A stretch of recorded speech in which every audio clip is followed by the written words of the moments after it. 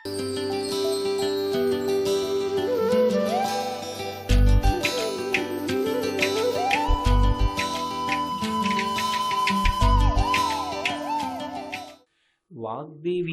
సరస్వతీ స్వరూపమే. కానీ వాగ్దేవి యందు ఉండేటటువంటి లక్షణం వేరు. వాగ్దేవి అంటే వాక్కుకి అధిష్టానమైనటువంటి దేవి అని. దేవి అన్న మాట ఎప్పుడైనా ఎక్కడైనా మనం మాట్లాడితే అది దివ్ అనేటటువంటి ధాతువులోంచి వచ్చింది అని. దివ్ అంటే కాంతి. కాంతి ఎక్కడుంటుందో అక్కడ చీకటి ఉండేటటువంటి అవకాశం ఉండదు. తెలుసుకోవడం అనేటటువంటిది ఒక విశేషం. లోకంలో ఎన్నో మంచి విషయాలు ఉంటాయి. ఆ మంచి విషయాల్ని తెలుసుకోవడం దేని వలన సాధ్యము అంటే ప్రవాహము వలన సాధ్యమవుతుంది అని వేదం. సరస్వతికి ప్రవాహము అని పేరు. వేదంలో సరస్వతి అంటే సరస్వతి సూక్తంలో సరస్వతి అంటే ప్రవహించున్నది అని. అలా ప్రవహించకపోతే ఏమవుతుంది అంటే, అలా ప్రవహించకుండా ఎవరి ఎందైనా సరస్వతి ఉండిపోతే వాడు దుర్మార్గుడైపోతాడు అని శాస్త్రం వాక్కు. ఎందుచేత అంటే, నాకేదో ఒక విషయం తెలుసు అనుకోండి, నాకు తెలుసున్నటువంటి విషయాన్ని మీకు చెప్పి తీరాలి నేను. అది ప్రవాహం చేత మాత్రమే ఉపయోగపడుతుంది తప్ప ప్రవాహము కానినాడు నిలబడిపోయినప్పుడు అది ఉపయుక్తమయ్యేది కాదు. అప్పుడు అది ఏమవుతుంది అంటే, పోతన గారు భాగవతంలో జ్ఞాన కలునిలోని శారదయువులే అంటారు. కలుడు అంటే దుర్మార్గమైనటువంటి మనస్సు ఉన్నవాడు. అతనిలోని శారద అంటే ఆయనలో ఉన్న సరస్వతి. ఆమెకు ప్రవాహం లేదు, ఆయన ఎందే ఉండిపోయింది. ఎందుకు ఉండిపోయింది అంటే, ఆయన మూగివాడు కాదు, చెప్పగలడు. కానీ ఆయన ఎందుకు చెప్పడు అంటే, ఆయనకి లోభకారకం కావాలి. అంటే ఆయన సంతోషించడానికి ఏదో ఉండాలి అక్కడ. ఇది నేను ఇతరులకు చెప్తే నాకేమొస్తుంది అన్న ఆలోచన ఒకటి ఉంటుంది. ఆ ఇచ్చిన దానిని బట్టి చెప్పడం ఉంటుంది తప్ప నేను చెప్పడం ప్రయోజనమని చెప్పడం. అటువంటి వాడి యందు సరస్వతి వాగ్దేవిగా మారినది అని చెప్పడం సాధ్యం కాదు. వాక్కు యందు రెండు లక్షణములు ఉంటాయి. ఎప్పుడు వాక్కుని సక్రమంగా వినియోగించకపోతే ఆ వాక్కు మత్తు కల్పిస్తుంది. నేను అన్న మాట మీరు బాగా పట్టుకున్నారో లేదో, నేను నిష్కారణంగా మిమ్మల్ని ఉత్తినే పొగడడం మొదలుపెట్టాను అనుకోండి, పొగడ్తని మించినటువంటి మత్తు లోకంలో ఇంకొకటి లేదు. ఏదైనా ఒక మత్తు పానీయాన్ని ఎవడైనా తాగితే ఆ పానీయం శరీరంలో ఉన్నటువంటి కొంతసేపు మాత్రమే మత్తుగా ఉంటుంది. కానీ విశేషమైనటువంటి పొగడ్త జీవితాంతం జ్ఞాపకం ఉండి పాడు చేయడానికి పనికొస్తుంది. అందుకే వాక్కులు హితకరములు కావాలి. అంటే అవతల వారి యొక్క అభ్యున్నతికి పనికొచ్చేవై ఉండాలి తప్ప కేవలం అదే పనిగా ఇతరులను పొగడమే ఉద్దేశ్యంగా పెట్టుకుని పొగడడానికి పనికొచ్చేవిగా వాక్కు ఎప్పుడూ ఉండకూడదు. అంటే వాక్కు హితకరము కావాలి అంటే ఏముండాలి? సంస్కారం ఉండాలి. మనం ఇలా మాట్లాడచ్చా, మనం ఇలా మాట్లాడితే అవతల వారికి హితం కలుగుతుందా అని ఆలోచించి ఎక్కడ ఎప్పుడు ఏది మాట్లాడి అవతల వారికి హితం కల్పించాలో అటువంటి మాట మాట్లాడడానికి అవతల వ్యక్తి యందు సంస్కార బలం ఉండాలి. సంస్కార బలము అన్న మాటకు అర్థం ఏంటంటే కేవలం చదువుకుని ఉండడం కాదు, అవతల వారి యొక్క అభ్యున్నతిని అపేక్షించగలిగినటువంటి వాడై ఉండాలి. నా వాక్కు చేత అవతల వారికి ఉపయోగం కలగాలి, కొద్దిగానైనా అవతల వారికి మంచి జరగాలి అని లోపల ఎవరి యందు త్యాగబుద్ధి ఉంటుందో అటువంటి వాడు మాత్రమే హితకరమైనటువంటి వాక్కు పలుకుతాడు. అవతలవాడు హితకరమైన వాక్కు పలికినా యువతలవాడికి అది ఎప్పుడు హితమవుతుంది అంటే వినయము కలిగిన వాడైతేనే హితమవుతుంది.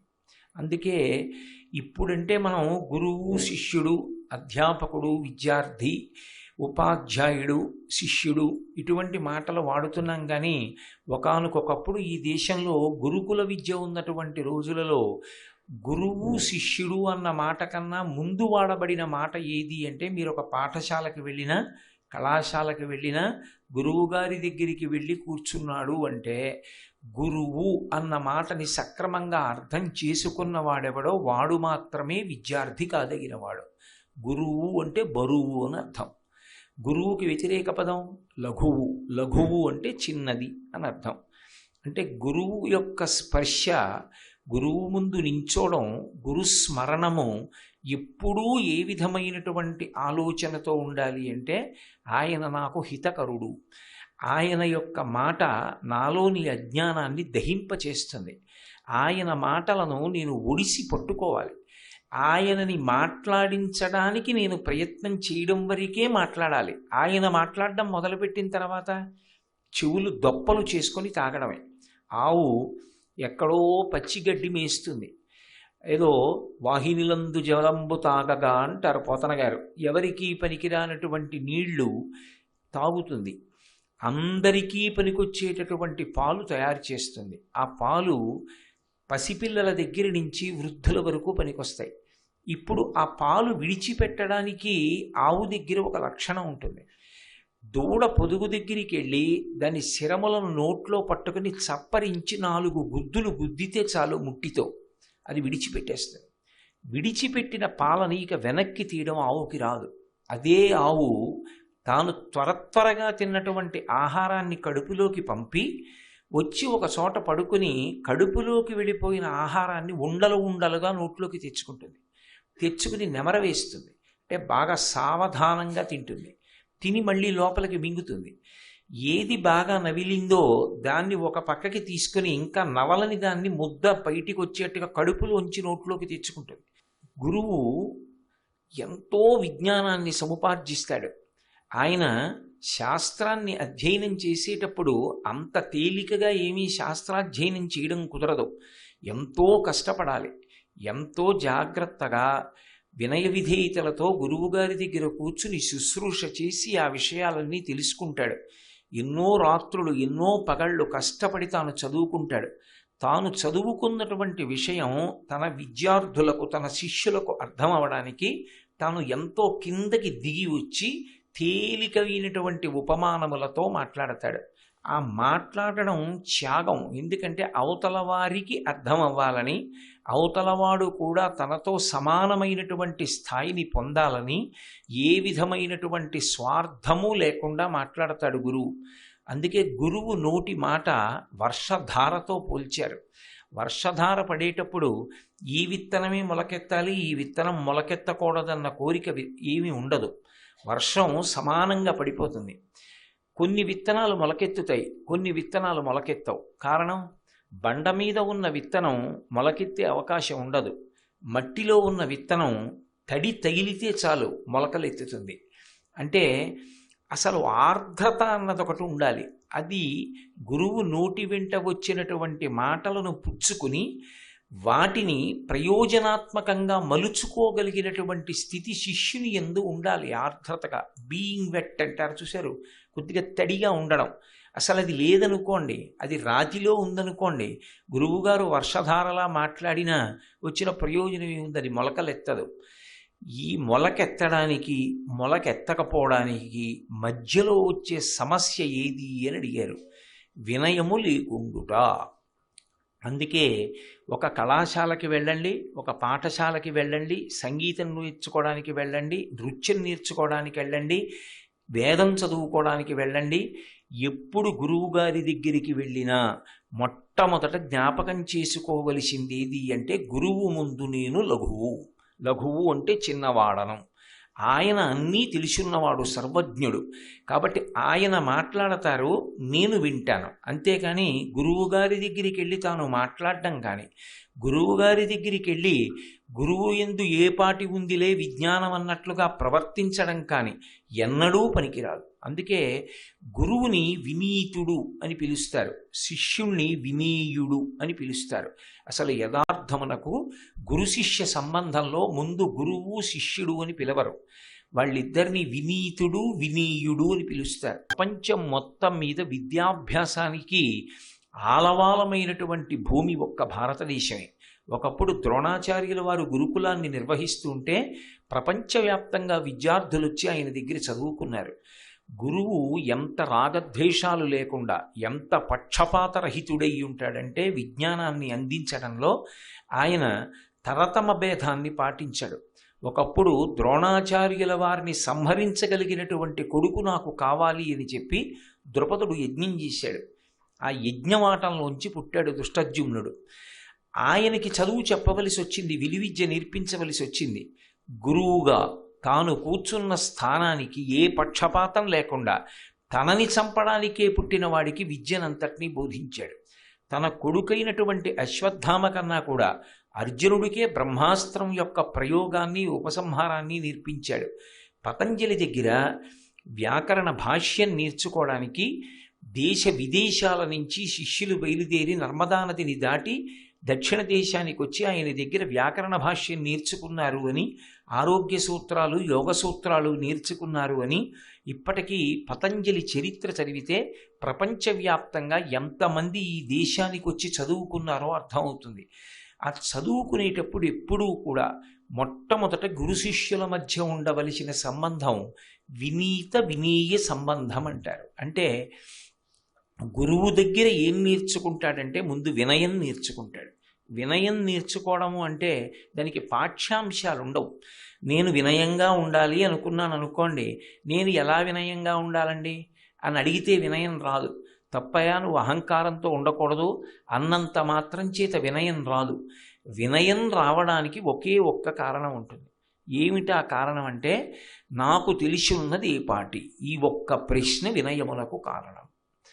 ఎన్ని తెలిసున్నవాడైనా నాకు ఏ పాటి తెలుసు అనగలిగిన మనస్తత్వం ఉందనుకోండి, వాడి అంతటి వినయశీలి లోకంలో ఇంకొకడు ఉండడు.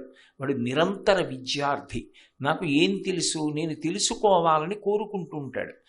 నాకు తెలియనిది అన్నాడు అనుకోండి, ఇక పాత్రత ఉండదు, ఆయనలోకి చేరేది ఉండదు. ఇక అహంకారం విస్తృతంగా పైకి లేచిపోతుంది.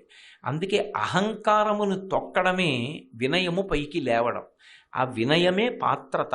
ఆ వినయము కలగాలి అంటే ఎప్పుడూ ఉండవలసినది ఏది అంటే, నాకు ఏ పాటి తెలుసు, నాకెంత తెలుసు. నాకెంత తెలుసు అని అనుకోవాలి అంటే అంత తేలికైన విషయం ఏం కాదు. నేనేదో రామాయణం మీద ప్రవచనం చేశాను అనుకోండి, నేను తప్ప రామాయణం మీద ప్రవచనాలు ఇంత బాగా ఎవడు చేశాడు, ఇంతమంది నన్ను రామాయణం మీద మీరు బాగా చెప్పారంటారు అనుకున్నాను అనుకోండి, ఉత్తర క్షణంలో నాలో అహంకారం ప్రబలుతుంది. శ్రీరామాయణంలో ఒక శ్లోకంలో ఉన్నటువంటి ఒక పాదంలో ఉన్నటువంటి ఒక పదానికి వ్యాఖ్యానం చెప్పడానికి దర్శనం చేస్తూ తరించిపోయిన మహాపురుషులు ఉన్నారు. శ్రీరామ అన్న మాట 3 మాటలు అనవలసిన అవసరం ఏముంది, ఒక్క మాట అంటే చాలని సిద్ధాంతీకరించిన వాళ్ళు ఉన్నారు. అంతటి మహాపురుషుల ముందు నాకు తెలిసి ఉన్నది ఏ పాటి, 24,000 శ్లోకాలు నాకేం కంఠగతం కాదు. నాకేం తెలుసు కనుక నిజంగా ఎన్ని వ్యాఖ్యానాలు ఉన్నాయి. ఎంత పెద్ద భారతం, సంస్కృత భారతం, తెలుగు భారతం, అందులో ఉన్న పద్యాలు, దాని వ్యాఖ్యానాలు, ఉపనిషత్తులు, బ్రహ్మసూత్రాలు, బ్రహ్మసూత్రాల భాష్యం, 4 వేదాలు, ఇవన్నీ చదువుకోవడానికి నా జీవితం ఎక్కడ సరిపోతుంది? నాకు ఏ పాటి తెలుసు? నాకేం తెలిసిన నేను అహంకరించను. నాకన్నా తెలిసున్న వాళ్ళు ఎందరో ఉన్నారు. అన్నీ తెలిసున్న వాళ్ళు నేనెంతటి వాణ్ణి అని నిలబడ్డారు. శంకర భగవత్పాదుల కన్నా జ్ఞాని ఈ లోకంలో లేడు. అంత జ్ఞానం కలిగిన శంకరాచార్యుల వారు పశుమాం సర్వజ్ఞ ప్రథిత కృపయా పాలయ విభో అన్నారు. ఈశ్వర, నేను పశువుని, నువ్వు పశుపతివి, చాలదా మనకి సంబంధం అన్నారు. అంతటి శంకర భగవత్పాదులే నాకేం తెలుసు అన్నారు. ఏదో తెలుసున్న చిన్న విషయాన్ని పట్టుకుని ఏదో కొద్దిగా సిలబస్ చదువుకుని పేరు పక్కన 3 అక్షరాలు 4 అక్షరాలు వచ్చినంత మాత్రం చేత నాకన్నా గొప్పవాడు లేడనుకోవడం అంతకన్నా హాస్యాస్పదమైనటువంటి విషయం లోకంలో ఇంకోటి ఉండదు. అందుకే పెద్దలు ఎప్పుడూ 2 మాటలు జ్ఞాపకం పెట్టుకో, జీవితంలో వృద్ధిలోకి వస్తామని చెప్తారు. ఒకటి, ఎప్పుడూ స్మరించవలసినది ఏది అంటే, నాకు ఏ పాటి తెలుసు కనుక. ఎందుకంటే రెండిటి యందు మనుష్యునకు తనకి తెలియకుండానే ఒకటి లేదంటే ఒప్పుకోడు, ఒకటి ఉందంటే ఒప్పుకోడు. ఈ 2 మనుష్యుని విషయంలో ఎప్పుడూ ప్రమాదకారులే. నీకు సరస్వతీ కటాక్షం లేదు అని అన్నాను అనుకోండి, నీకేమి తెలిసాయా అంతా, నీకంతేం తెలియదు, ఎక్కువ మాట్లాడకు, తప్పలా మాట్లాడకూడదు అన్నాను అనుకోండి, వెంటనే ఆయన ఏమంటాడంటే నీకేం తెలుసు అంటాడు. నీకు తెలియదు అన్న మాటని అంత త్వరగా అంగీకరించలేడు. అవును, నాకేం తెలుసు, అందుకే మీ పాదాల దగ్గర చేరాను, నిజం నాకేం తెలియదు అని అనగలిగిన మనస్తత్వం ఉండదు. లక్ష్మీ కటాక్షం దగ్గరికి వచ్చేటప్పటికి మీకేమండి బోలెడంత ఐశ్వర్యం ఉంది అన్నారనుకోండి, అవునండి నిజమే నాకు చాలా ఐశ్వర్యం ఉంది అంటాడేమిటి ఎవరన్నా? ఎవడండవు. ఏముందండి మా పెద్దలతో పోలిస్తే ఏదో వడ్డీకి వస్తోంది, అంతకన్నా ఏం లేదంటాడు. లక్ష్మీ కటాక్షం ఉందంటే ఒప్పుకోడు, సరస్వతీ కటాక్షం లేదంటే ఒప్పుకోడు. ఈ రెండూ జాడ్యంగా పట్టుకుని ఉన్నంత కాలం వాడు అహంకారమునందు ఎప్పుడూ కూడా ఆశయందు నలిగిపోతూనే ఉంటాడు. వాడి జీవితంలో తృప్తి ఉండదు, వాడు ఉన్న చోట శాంతి ఉండదు. శాంతికి పర్యాయపదంగా బ్రతకగలగాలి అంటే 10 మందిలో ఆదరణీయుడిగా ఆదర్శనీయుడిగా బ్రతకాలి అంటే రెండిటిని ఎప్పుడూ స్మరణ చేస్తూ ఉండమని చెప్పారు. ఉన్న వాంగ్మయంలో తెలుసుకోవలసిన విషయాలలో నిజంగా నాకు తెలిసి ఉన్నవి ఇన్ని. రెండవది, నాకు ఈశ్వరుడు ఇవ్వనిదేది. ఈ రెండిటినీ ఎప్పుడూ స్మరించు. ఈశ్వరుడు అన్న మాటని నువ్వు ఏ పేరుతో పిలిచినా అభ్యంతరం ఏం లేదు. దాన్ని నువ్వు ఎక్కడ ఏ కుటుంబంలో ఏ సంప్రదాయంలో ఏ మతంలో ఎలా పుట్టావో అక్కడ ఏ పేరుతో పిలుస్తారో ఆ పేరుతో పిలుచుకోవడంలో నాకేం అభ్యంతరం లేదు.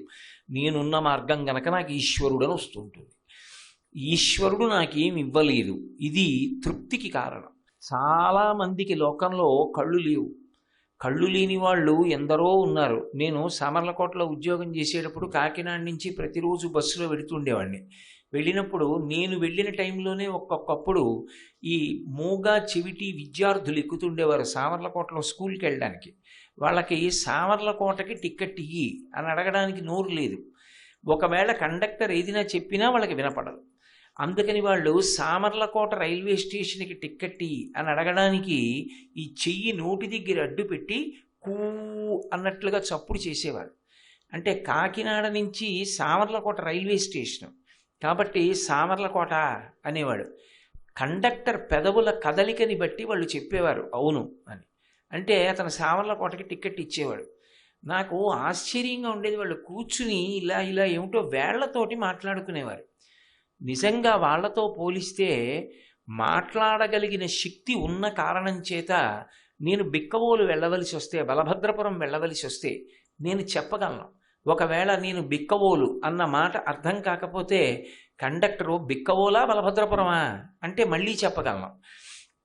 అది వాళ్ళకి లేదు. నోటి మాట లేని కారణం చేత మనం పొందుతున్న సుఖాలలో సగం సుఖాలు వాళ్ళకి లేవు. నాకు ఏమి తెలుసన్నవాడు వినయం ఉన్నవాడు. అందుకే ఈ 2 లక్షణములను ప్రయత్నపూర్వకంగా ప్రోధి చేసుకోమన్నారు. సంస్కార బలం ఏర్పడుట అంటే కేవలము చదువు వలన సంస్కారము రాదు. కేవలము చదువు వలన సంస్కారం ఏర్పడితే మీరు ఒకటి గుర్తుపెట్టుకోండి, చదువు లేని పల్లె పట్టల్లో విశేషమైనటువంటి నేరాల సంఖ్య ఉండాలి. ఎందుకంటే వాళ్ళకి సంస్కారం ఉండకూడదు కనుక. మీరు యథార్థంగా ఆలోచించండి, నేరాలు ఘోరాలు అన్నీ జరిగేది ఎక్కడంటే పట్టణాల్లోనూ నగరాల్లోనే జరుగుతాయి. ఒక్క కంప్యూటర్ని అడ్డు పెట్టుకుని నెట్ని అడ్డు పెట్టుకుని అన్ని నేరాలు ఇవాళ సైబర్ నేరాలు జరుగుతున్నాయంటే చదువుకున్నవాడు చేసినన్ని నేరాలు చదువుకోని వాడు చెయ్యడు. ఇప్పటికీ నేను ఒకసారి విశాఖపట్నం వెడితే అక్కడ రూరల్ సూపరింటెండెంట్ ఆఫ్ పోలీస్ నాతో మాట్లాడుతూ ఒక మాట అన్నారు. కోటేశ్వరరావు గారు, పట్టణాల్లోనూ నగరాల్లోనూ ప్రజల్ని హ్యాండిల్ చేయడం చాలా కష్టం. లా అండ్ ఆర్డర్ హ్యాండిల్ చేసేవాళ్ళగా మాకు తెలుసు. పల్లెటూరు వెడితే వరసలు పెట్టి పిలుచుకుంటారండి. ఒరే అన్నయ్య, ఒరే బావా, ఒరే తమ్ముడు అలా పిలుచుకుంటారు. ఆ పిలుచుకోవడంలో వాళ్ళకు మమకారం ఉంటుంది. అసలు వాళ్ళు తొందరగా మోసం చేయడం అన్నది వాళ్ళకి రాదు. వాళ్ళకి తెలిసున్న దాంట్లో ఒకడిని బ్రతకనివ్వడం, తాను బ్రతకడం అంతవరకే వచ్చు. వాడికి ఏదైనా ఇష్టం లేకపోతే వాడు ప్రకటనంగా బయట పడిపోతాడు. బయట పడని వాళ్ళు, లోపల ఏం చెయ్యగలిగిన సత్తా ఉందో తెలుసుకోలేని వాళ్ళు నేరాల సంఖ్య అంతా పట్టణాల్లోనే ఎక్కువండి. పల్లెపట్టుళ్ళ నిజానికి నేరాల సంఖ్య తక్కువ. ఈ మధ్యనే పల్లెపట్టుల్లో కూడా ఈ సంస్కృతి విస్తరిస్తోంది తప్ప అసలు పట్టణాల్లో ఉన్నంత నేరాలు పల్లెటూళ్ళల్లో లేవన్నాడు.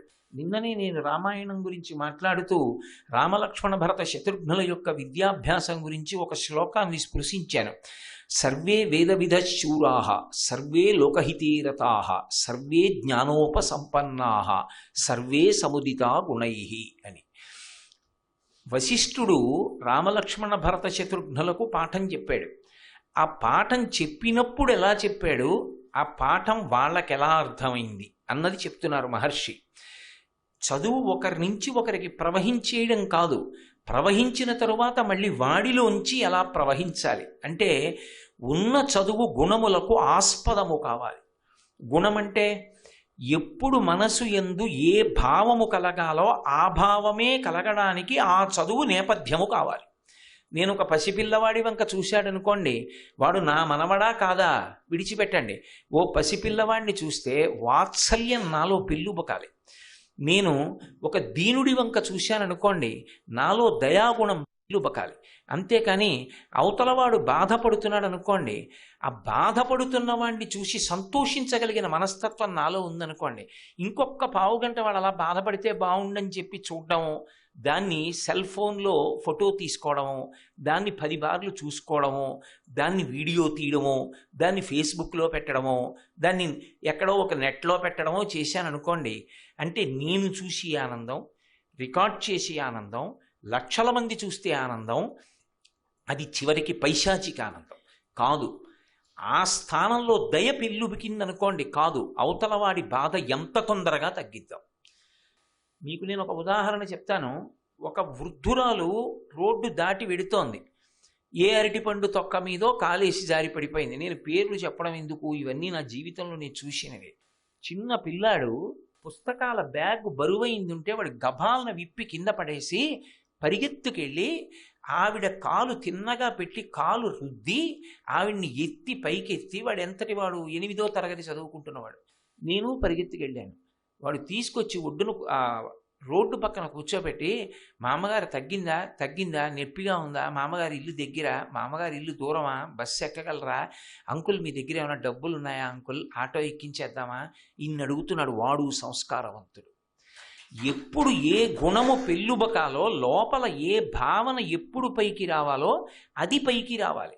అది పైకి రాకుండా ఆ స్థానంలో రాకూడని భావన వస్తోందనుకోండి, దానికి ఇంకా విచక్షణ ఏమీ లేదు. ఆడదైతే చాలు, లోపల నుంచి రావలసిన చూపు ఎప్పుడూ ఒక్కటే. వాడు ఎంత చదువుకున్నవాడైతే ఏం ఉపయోగం, ఏమిటి దానివల్ల ఉపయోగం? మాతృవత్ పరదారీషు, నీకు అన్యస్త్రీ కనపడింది, చూడడం తప్పు కాదు, చూడు. కానీ నేను ప్రతిరోజు తెల్లవారుజామున నిద్ర లేవగానే ఏ కామాక్షి పరదేవతని ఆరాధన చేస్తానో ఆ తల్లి కామాక్షి పరదేవతయే ఇన్ని ముఖాలతో కూర్చుంది, నా తల్లి వింటోంది ఇన్ని ముఖాలతో ఇవ్వాల అని నేను చూశాననుకోండి, లోపలి భావన చేత నేను సంస్కారవంతుణ్ణి. నా చూపు వల్ల దోషమేం రాదు, నా చూపు వల్ల నేను పతనం కాను. కానీ లోచూపుకి కారణం సంస్కారం. అది లేదనుకోండి, చూసే చూపు వెనకాతలా ఎంగిలుందనుకోండి, మాట్లాడే మాట వెనక ఎంగిలి ఉందనుకోండి. ఎంగిలి అంటే నా ఉద్దేశం దాన్ని అనుభవించాలన్న కోరికే. ఎంగిలి చెయ్యాలనేటటువంటి లేకి మనస్తత్వం ఒకటి లోపల ఉందనుకోండి, లోపల నుంచి వచ్చే భావాలని ఎవరు కనపెడతారు? పశువు అయితే తెలిసిపోతుంది, చాలా తేలిక. ఒక పశువు చూసేటటువంటి చూపును బట్టి ఇది మీద పడుతుందేమో అని తెలుస్తుంది. గభాలన తెలియక గేటు తీసామనుకోండి, ఓ కుక్క మన వంక చూసి గుర్రమంటే ఇది మీద పడుతుందిరా, కరుస్తుందని తెలుస్తుంది. కానీ లోపల రాక్షస భావాన్ని దాచుకుని ఉత్తమ భావనతో ఉన్న వాళ్ళ ప్రవర్తించే మనిషిని ఎవరు కనిపెట్టగలరు? మీరు ఎంతమంది పోలీసుల్ని పెట్టగలరు లోకంలో? కాదు. దేని వలన మారుతుంది, దేని వలన మనుష్యత్వం మిగులుతుంది అని అడిగారు. మనుష్యత్వం మిగలడానికి కారణమేది అంటే సంస్కారము. ఈ సంస్కారము కొరకు చదువు పనికి రావాలి. చదువు కేవలము చదువుగా, కేవలము డిగ్రీగా, కేవలం పీజీగా, అది ఉద్యోగానికి, అది ద్రవ్య సముపార్జనకి, ఎలా సంపాదిస్తున్నావు అన్న దాంతో సంబంధం లేకుండా సంపాదిస్తున్నావా లేదా అదొక్కటే ప్రమాణమైందనుకోండి. అతి తక్కువ కాలంలో నేను ఎంత సంపాదించగలను ఇదొక్కటే తెలిసిందనుకోండి, వాడంత ప్రమాదకరమైన వ్యక్తి ప్రపంచమునందు ఇంకొకడు ఉండడు. వాడికి సంపాదిస్తే చాలు, అది ఎలా సంపాదిస్తున్నానన్న దాంతో వాడికి సంబంధం లేదు. అందుకే మీరు ఏం చేస్తున్నారన్నది కాదు, ఎలా చేస్తున్నారన్నది ప్రధానమై ఉంటుంది. మనకి ఆర్ష వాంగ్మయం అంతా దేని గురించి మాట్లాడుతుందంటే ధర్మం గురించి మాట్లాడుతుంది. ధర్మం అంటే నువ్వు ఎంత సంపాదించావు కాదు, ఎలా సంపాదించావు. నువ్వు రోజు లేవడం పడుకోవడం కాదు, లేవడం పడుకోవడం అనేటటువంటి నీ బ్రతుకులో ఎంతమందికి ఉపయోగపడుతూ ఉంటావు, నీ బ్రతుకు ఎంతమందిని బ్రతికిస్తూ ఉంటుంది. ఇది అత్యంత ప్రధానమైనటువంటి విషయం. ఇది రావాలి అంటే గురువు దగ్గర శిష్యుడిగా ఎప్పుడూ కూడా బుద్ధి శిక్షింపబడడానికి సిద్ధపడాలి. అందుకే శిష్యుడు అని పిలుస్తారు. బుద్ధి శిక్షింపబడడం అంటే గురువుకి వశవర్తి కావాలి. నేను గురువు గారికి లొంగిపోతున్నాను అని సంకల్పం చేసుకుని గురువు గారు ఏ మాట చెప్తే ఆ మాటకి నేను లొంగుతాను అన్నాడు అనుకోండి, అప్పుడే వాడు సమాజమునకు పనికొచ్చేవాడు కాగలుగుతాడు. నేను ఎవ్వరికీ లొంగను, నా అంతవాణ్ణి నేను అనుకుంటే నా మాట నేనే విన్నాం అన్నాడు అనుకోండి, వాడంత పనికి మాలిన వాడిగా ప్రపంచంలో లేడు. సర్వం శ్రీ ఉమామహేశ్వర పరబ్రహ్మార్పణమస్తు. స్వస్తి.